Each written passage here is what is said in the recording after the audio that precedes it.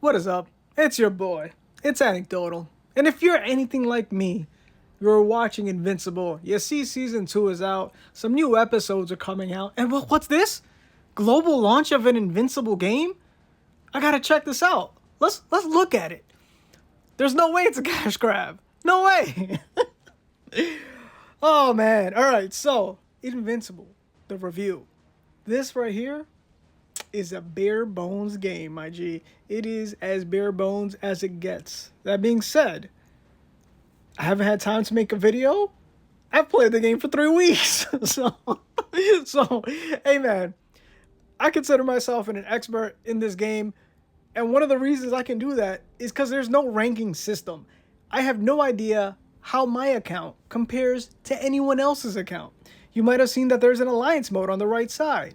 I have no idea how hard my alliance goes compared to anyone else's. Because there's no ranking system. There's no way of knowing whether I'm better than the next guy. If you like competitive gaming, this game might not be for you. But hey, if you want to collect all the characters that you liked from the TV show, then this might be for you. But here's some things that you might want to know. See all these amazing characters here? This guy actually, Omni-Man looks amazing.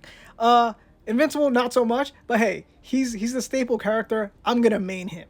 This is the way characters work. First of all, the main game is a dispatch mode. So get ready to put your guys at dispatch, wait during the timer, and then come back in to collect some resources and throw them right back into the dispatch. Don't worry, you can progress through the story even if your characters are in dispatch. But here's the thing, man.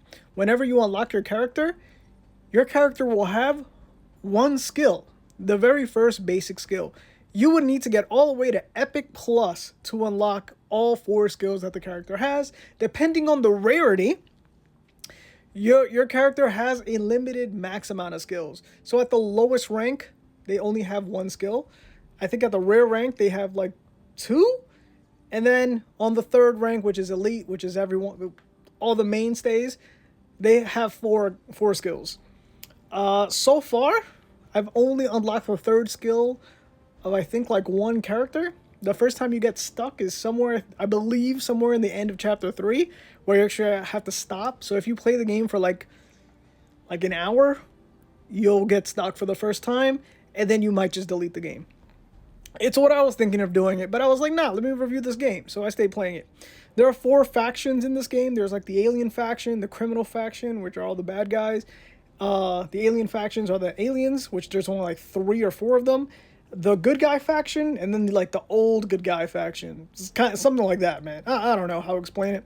But yeah, there is sort of some team play involved, but the way that the game is designed for ranking up is kind of weird because it sort of negates the whole idea of team play. So, let's say you have you want to build like an evil team, a bad guy team. The only way for you to go from whatever rank, let's say elite to elite plus, you would need the exact same character, which is normal. That happens all the time. But to go from elite plus to epic, let's say, you would need to sacrifice 2 other criminal characters. And then once you're at elite plus, you would need an additional or epic plus, you would need the same character again, duped out. And then you would need any other criminal faction. Same thing for the good guys. Same thing for the aliens. The aliens is kind of crazy because there's only like 3 aliens of the game. So to get the dupes is going to be crazy hard. But Alan the alien, man, I just really want him on my team, man. I really do. As far as characters go, Omni-Man is probably the meta character based on the small stuff that I read. For tanks are very important in the game. You cannot change what your lineup looks like. You'll always have 3 frontline characters, 3 front line characters, and 2 in the back line. You can't like move it around at all. So you want to make sure that your tank is in the middle of the front line, obviously.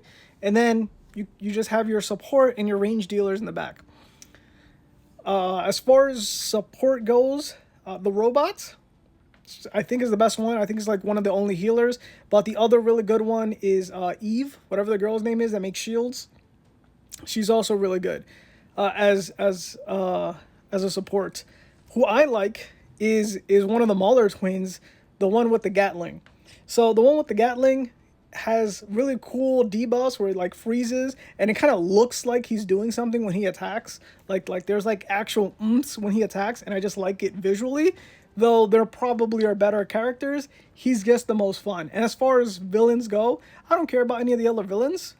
So I don't mind pumping all the dupes of villains into the Mauler twin with the Gatling so I could work on him.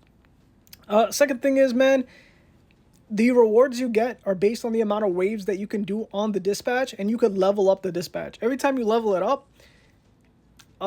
something new kind of happens. You either unlock an extra team slot, which enables you to go to further waves. You unlock an additional percent of rewards. So right now you might be getting 10% of the rewards. Unlock to level 2, you get a team slot. Unlock to level 3, you get 25% of the rewards, 30, 40, 45, probably goes up in increments of 5. All I know is that everything here is maxed out at 20. So the last level for dispatch, I believe, is 20. The last level of story mode is 20. The last level for the alliance is 20. So I guess they just thought of that as the end goal number. So there you go. For the artifacts in this game, they're like impossible to get. The two that I have, I think I just got from what is it called again? The launch of the app. So yeah, man. I saw that this app was coming, and I like what is that thing where you like pre-downloaded the game so that when the launch happens, global launch, when the global launch happens, I can get it. So maybe that's why I got both of the artifacts. Haven't been able to level them, haven't been able to do much with it until the recent event. There's like a ring sort of artifact, and the more you play that specific dispatch mode, they continue giving you fragments, and of that one, I was able to get it to level 6. The other two of my artifacts are still level 2. But yeah, so you always got to watch out for the event dispatches. So far, from what I've noticed while playing, the event dispatches are always 4 hours long.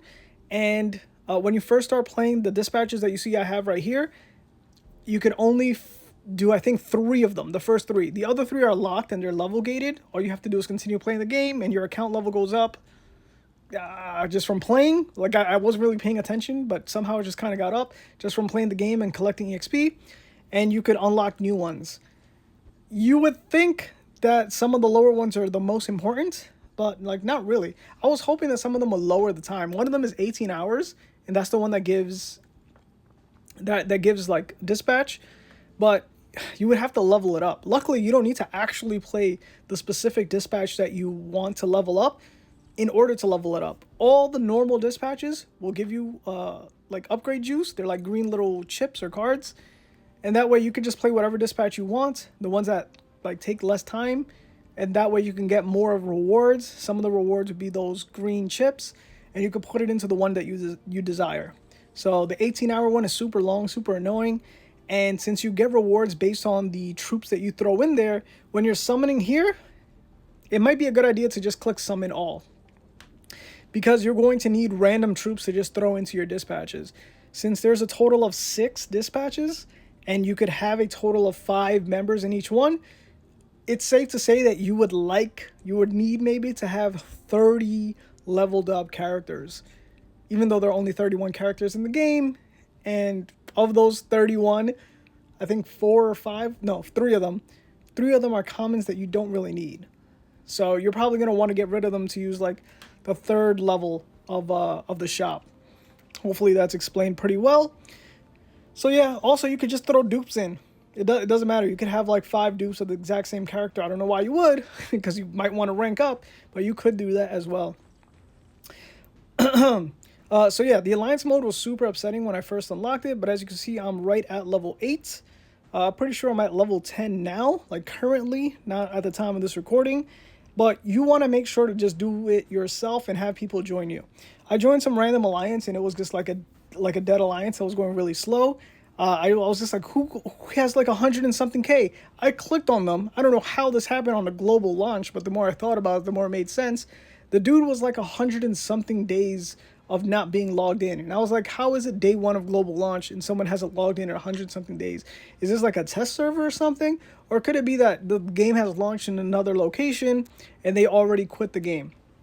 And to get to 100K, no lie, took me like a week. So it wasn't ridiculously hard to do, but hey, there you go. Biggest advice is when you do your alliance, make your own. I called mine the Real Player Club because I was trying to look for actual real players and thought that the name might help. And yeah, man, I just accepted whoever was there. And then if I saw that they were leveling up, that was cool. But I have never lost. Every little, I don't know, knot that you see, there's like a little timeline up top. Every little knot, every 300 or 500 or whatever amount of stages that you beat, you actually have to click in there, click battle, and beat like that zone, and then you'll move on to continue doing waves. So the reason why it's beneficial to have people on your team is because when you're not like playing the game, someone else might plug in, play the game, see that you're at one of those crossroads, and then click battle for you so you can continue on with the wave. And that's about it. If not, honestly, I could be on my own team and I have 5 characters stronger than the 5 characters that everyone else has. But then you have to like be super active clicking next every single time, like click on the battle to have it keep going. So that would be kind of annoying. And also what I figured out during the recording, if you click, you can actually fire lasers and finish off the waves faster. So if you enjoy clickers as well, there's this. Now, what incentive do you have to sit there and actually click? Maybe if you're really close to one of those nodes or really close to finishing a region. But other than that, there is no ranking. I can't emphasize this enough, man. That being said, if somehow this video gets like 1,000 views, update video, bro. Or if like an update that has any sort of consequence happens, another video will come out. But if not, it's probably gonna be the last one, bro. Peace out. Comment down below about what you think. See ya.